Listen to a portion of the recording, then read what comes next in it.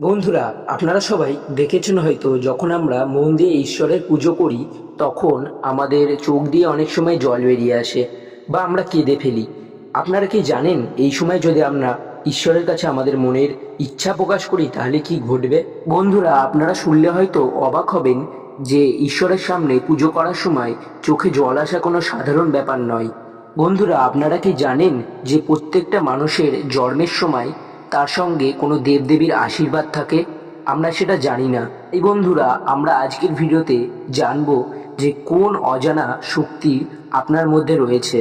তাই বন্ধুরা, আজকের ভিডিওটি অবশ্যই পুরো দেখবেন এবং আমাদের চ্যানেলে যদি আপনি নতুন হয়ে থাকেন আমাদের চ্যানেলটিকে সাবস্ক্রাইব করে দেবেন এবং ভিডিওটি যদি আজকে আপনি সামান্য উপকৃত হন তাহলে আমাদের ভিডিওটিকে লাইক করে দেবেন আর আমাদের ভিডিওর কমেন্টে লিখে দিন হর হর মহাদেব আর জয় শ্রীকৃষ্ণ। বন্ধুরা, বলা হয় যে সৃষ্টির কোনায় কোনায় ভগবান রয়েছে, কিন্তু এই মায়াতে পড়ে আমরা এই মিথ্যা সংসারকেই সত্য বলে মনে করি। তাই আমরা বিভিন্ন রকম কর্মবন্ধনে পড়ে আমাদের জীবন নষ্ট হয়ে যায়। কিন্তু তখনও আমরা যদি ভগবানকে ভুলে যাই, কিন্তু ভগবান তার ভক্তকে কখনোই ভোলেন না। তাই আমরা যখন মৃত্যুর লোকে আসি তখন ভগবান আমাদের সাথেই থাকে এবং তখনই ভগবান আমাদের কিছু সংকেত দেয়। বন্ধুরা, আমরা যেহেতু মৃত্যুর লোকে এসেছি এর জন্য আমাদের কর্মফল ভোগ করতেই হবে।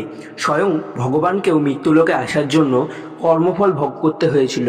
তাই বন্ধুরা, আমরা যদি এই জন্মে কর্মফল ভোগ নাও করি তাহলে আমাদের পরের জন্মে আবার কর্মফল ভোগ করতে হবে বা আমাদের আবার ফিরে আসতে হবে এই মৃত্যুলোকে।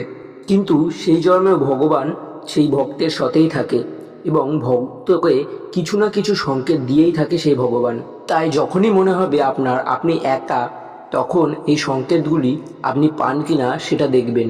তাহলেই বুঝতে পারবেন যে ভগবান আপনার সাথে আছে এবং তিনি আপনার মনোবাসনা মনোকামনা পূর্ণ করবেন। নাম্বার 1, পুজো করার সময় আমাদের চোখে জল আসা। যেহেতু বন্ধুরা জন্মান্তরে বা জন্ম থেকে আমরা ভগবানের পুজো করে যাচ্ছি, এর জন্য সেহেতু ভগবানের সঙ্গে আমাদের একটা জন্মান্তরের সম্পর্ক সৃষ্টি হয়েছে। বন্ধুরা, আপনি যখন ভগবানের দর্শনে যান বা কোনো মন্দিরে গিয়ে ভগবানের পুজো করেন, ভগবানের নাম কীর্তন শোনেন, তখন যদি আপনার চোখ দিয়ে জল বেরোয় তাহলে ভাববেন আপনার সঙ্গে বা আপনার আত্মার সঙ্গে ভগবানের মিলন হয়ে গেছে। তাই বন্ধুরা, এই সময় যদি আপনি আপনার মনোবাসনা ভগবানকে জানান তাহলে দেখবেন যে কিছু দিনের মধ্যে এই মনোকামনা আপনার পূর্ণ হয়ে গেছে।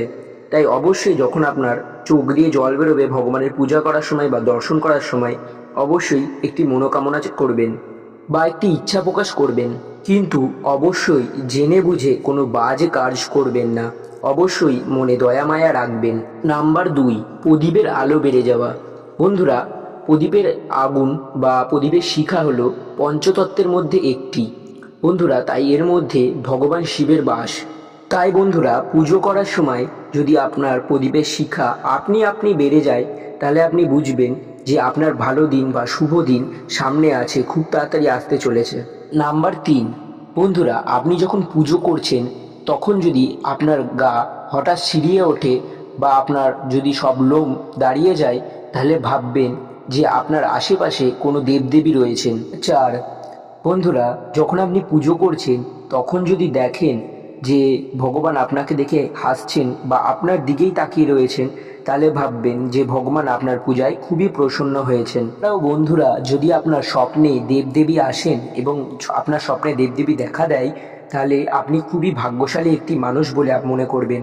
নমস্কার বন্ধুরা, আমাদের আজকের ভিডিওটি এই পর্যন্তই। ভিডিওটি ভালো লাগলে ভিডিওটিকে অবশ্যই একটি লাইক করে দেবেন। আজকের ভিডিওটি এখানেই শেষ করছি। জয় শ্রীকৃষ্ণ, হর হর মহাদেব।